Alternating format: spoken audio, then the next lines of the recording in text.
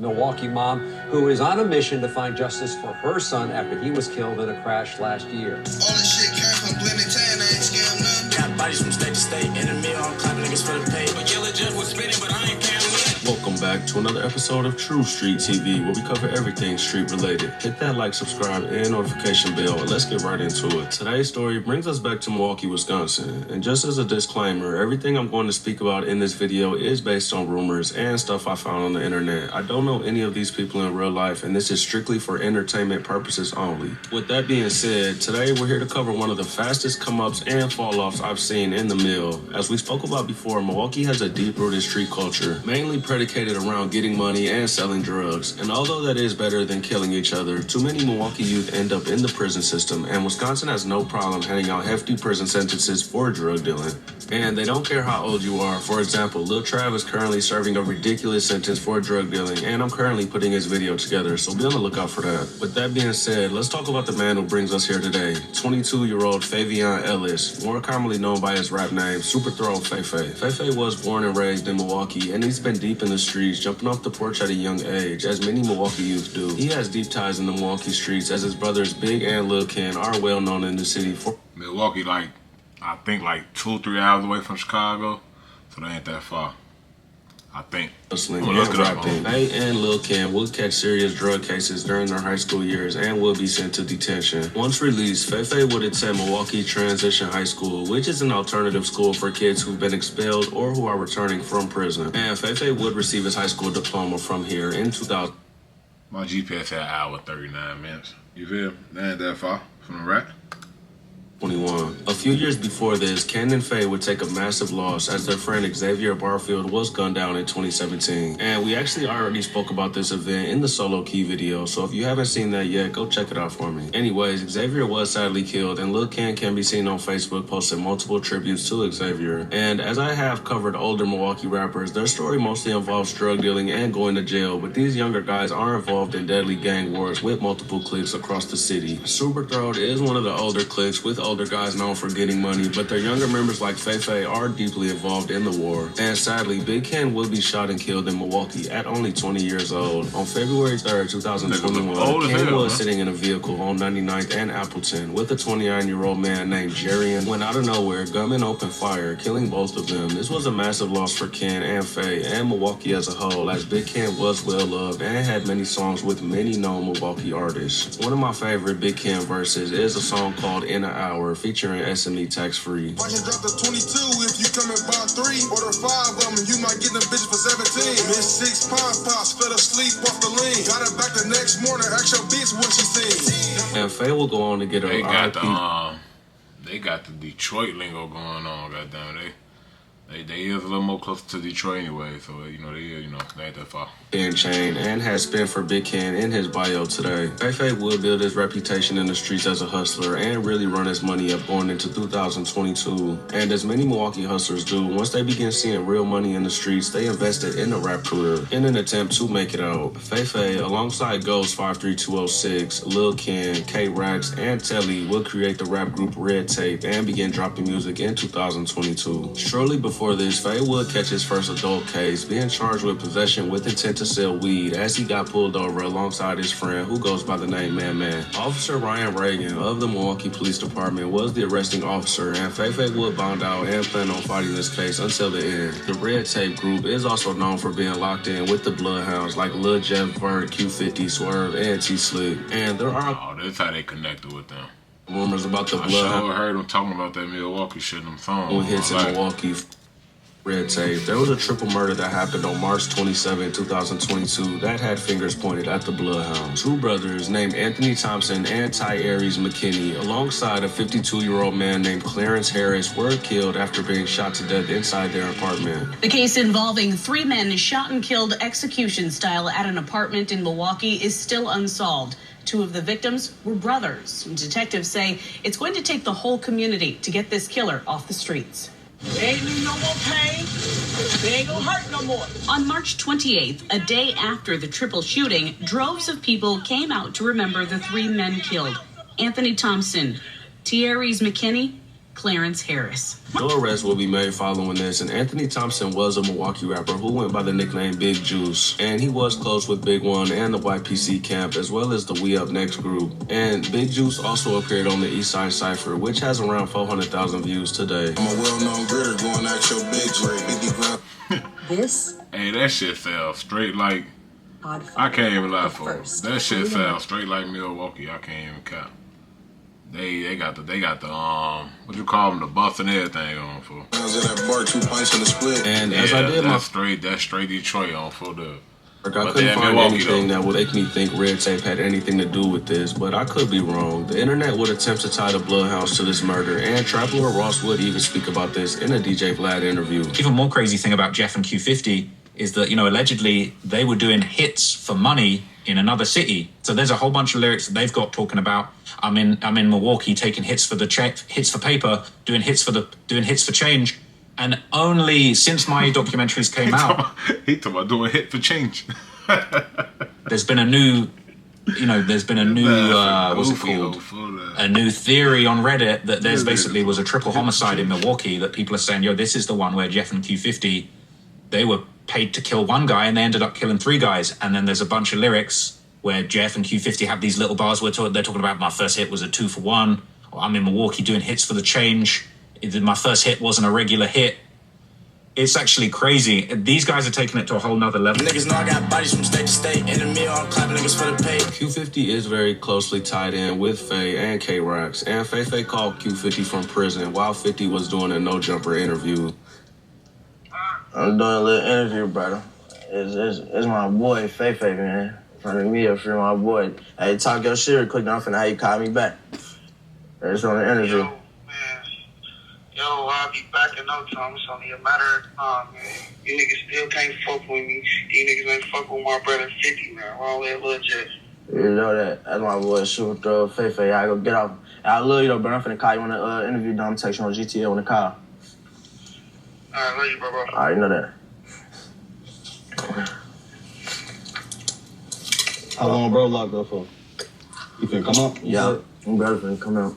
I think he got like a year or 2 left, some little shit. And Q50 also mentions Milwaukee in many songs. Jeff fell a bridge like a nigga play Tetris. I was up in the mill, catch a dumps on Fetty. Or robbing niggas that's out here flexing. Been in the mill for too long, got in, went out there and dropped some shit. Shine that baby told me to get rich. I'm up in the stool trying to make me a hit. Or up in the mill trying to dump me a brick. Many bloggers will begin spreading rumors that Jeff and 50... I ain't gonna lie though, for all you gotta do is listen to the music, man. All you gotta do is just listen to the lyrics. I ain't saying they real, but just listen to the lyrics, folks. Jig and Sally as well, but I've spoken to people close to that situation, and I don't believe that to be true. But again, I could be wrong. If you're unfamiliar with the Jig and Sally situation, go check out our Chickapee and Jig video we released last year. Ghost and K-Rax also featured on Q50's album he just released on the song My Glizzy. And the group Red Tape would release their first song I was able to find just 3 days after the triple murder, releasing a music video called I Got Fire with Big Cam, FayFay, and Ghost on the song. They went crazy on this song as they rap about hustling, and the in-depth lyrics really make the music more authentic, and them all having respect in the streets, it was a perfect combination for their music to take off. And for the rest of 2022, this will be a very eventful year for the group as Lil Kent was caught with the distributor amounts of cocaine. And as we talked about before, these drug charges are no joke in Wisconsin, and Lil Kent was facing up to 25 years in prison. And he was already on probation for possession of a firearm by a felon. Kent would eventually receive around 5 years in prison for these 2 cases, and he has a release date set for November of 2026. And just 2 months after this, the group would take a massive loss as their close friend Bobby was killed after being struck by a vehicle running a red light. And sadly, this is very common in Milwaukee, and it isn't talked about enough. High speeds and reckless driving are so regular, but this is one of the consequences to that, and Bobby was just minding his business when hit and killed. This was a tragic loss, and you can hear FayFay saying long live Bobby in almost every song, as well as putting Bobby on his debut mixtape, which we'll talk about here soon. Miss Crump, it's been just over a year since her son, 27-year-old Bobby Brown, died at this intersection, 7th and Locust, when his minivan was hit by a white van. A crash caught on camera at this corner store. When Janice saw the video, I just screamed. I ended up getting sick. I was sick for a whole week. Bobby's minivan gets clipped and slides through the intersection. You can't see it from this video, but he eventually hits a tree. According to autopsy reports, it was the impact with that tree that killed Bobby. Janice provided this video to the I-Team. She put it together in a documentary to try to bring awareness to her son's death. Red Tape / SuperThrowed beefs primarily with the Milwaukee group who goes by Fire Batch, and their most known rapper is a rapper who goes by the name of Fire Batch Tekka. And on April 10th, Fire Batch released a song called Porofo. Two members who are brothers are seen in this video. They went by the nicknames Mar and CP. And that takes us to about 5 months later, to Thursday night, September 1st, 2022. Milwaukee would be shocked by tragic news that 18-year-old Marion Brown had been shot in the head, killing him instantly while he was sleeping in his bed at his house near 62nd and Tower. And surprisingly enough, while searching the crime scene, police would eventually discover Marion's brother, Charles Robinson, who had just turned 18 a week prior. He was also found shot twice in the head in a vehicle parked in the driveway of the house, which was unknown to police initially as they found him hours later. These young kids ended up losing their life to the streets, which was probably started over something minor. It's really sad to see, but these kind of situations play out all over the country. FBI would investigate this, and eventually a 20-year-old man named Joseph Tucker was arrested and convicted at trial for this, using cell phone data. Judge sentenced Joseph Tucker to 2 consecutive life terms in prison. Jury found Tucker guilty of 2 counts of first-degree intentional homicide and 1 count of taking and driving a vehicle without consent. Back in September of 2022, 18-year-old Amarion Brown was shot to death in his bed at his home near 62nd and Tower. His 18-year-old brother, Charles Robinson, was also shot at their home. Tucker was friends with both of them. And another man named Tamarat Mills would be charged with their murder as well, which he is currently fighting. For that. Prosecutors charging 20-year-old Tamarat Mills with 2 counts of first-degree intentional homicide and 1 count of taking a vehicle without the owner's consent. I thought one of the studs was getting down. I ain't even gonna lie. I thought they had a stud on their team, yo. Of Amarion Brown and Charles Robinson. Red Tape members frequently taunt CP and Mar, and clearly the Bloodhounds didn't do this, as the killers were friends of CP and Mar, and they were arrested. And Fire Batch members refer to them as the Dog Bros, as they were getting a lot of money in the streets, and FayFay would mock these young men, posting a song called Long Live the Dog Bros around 6 months later, with Mar and CP on the cover of the song. And surprisingly to me, only one of the comments pointed this out as a troll song by FayFay.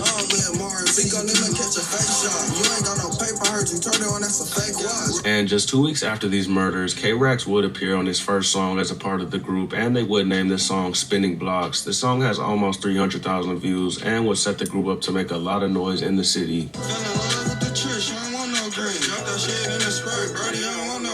And just 2 months after this, the group would end the year off. Shit sounding nice. I'm gonna have to go tune in to this little Milwaukee music going for now.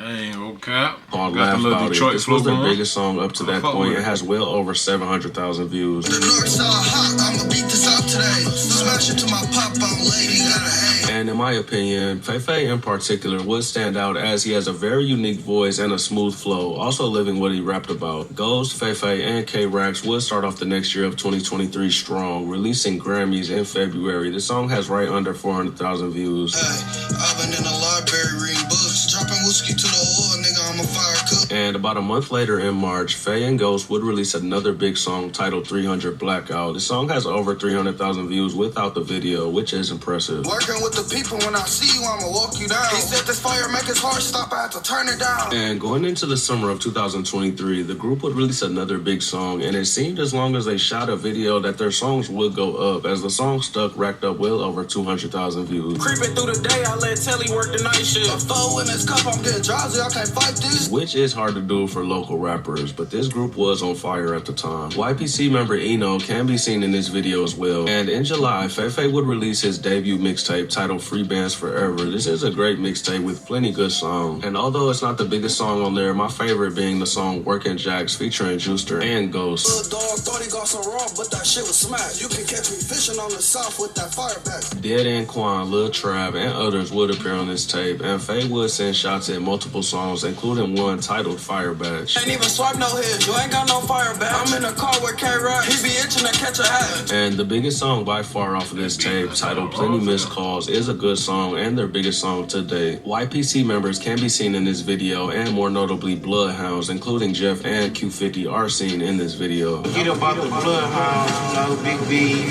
Ball Wizzy.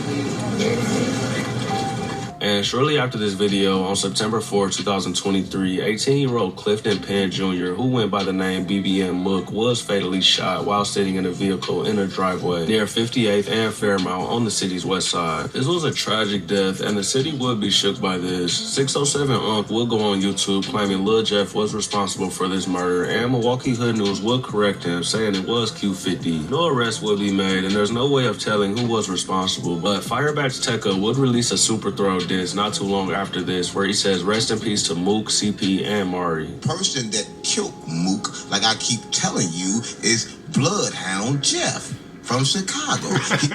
He said BloodHound Jeff from Chicago. Hey, dude, that be tweaking, man. Drop in the comments, man, if y'all fuck with him or not. His ass, I seen one video of him, though. He was talking like he had some sense, you know what I'm saying? But his ass be tweaking, fool. Paid to kill Mook by the GBG. Gang, and I don't think you understand that. It wasn't Jeff, bro. It was affiliated with that. It's close, but it was not Jeff, bro. Your workflow is important Man, to us. his ass funny as hell, fool. He be on his bitch saying any damn thing like that, man. Crazy, fool. No cap.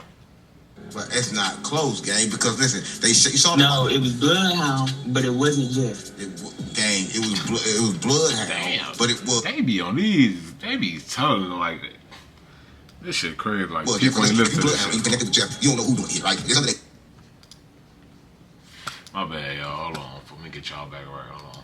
they tag. Just like if you go to McDonald's, you don't know who made the You fries. know who did it, bro. It's their most turned rapper right now. And my brother Mook, he was popping out them cuts with smoking on that shit back. Super throw, high as I can be. If I catch a super throw, I'ma leave his ass on E. And red tape would get slid on for this, as K-Rax was at the restaurant Elsa's on the Park on September 27, 2023, just a few weeks later, when three men jumped out of a vehicle and would shoot over 20 rounds into the restaurant, striking K-Rax multiple times, as well as a 55-year-old waiter. Shot the But restaurant luckily, up. they It's both crazy. would survive this shooting. K-Rax would tell police he doesn't know who will be shooting at him, and no arrest will be made following this. And as many as 3 shooters involved in the shooting at a popular downtown Milwaukee restaurant. The shooting injured 2 people last month at Elsa's in Cathedral Square. A search warrant obtained by 12 News says surveillance video shows the shooters in a stolen SUV outside the restaurant waiting for one of the victims. Investigators say the victim suffered multiple gunshot wounds. Police recovered 28 bullet casings at the scene. The other victim, a worker at the restaurant, suffered a graze wound. Police say no one is in custody. However, they do believe they recovered the stolen SUV and found cell phone paperwork, a bottle, and a receipt inside.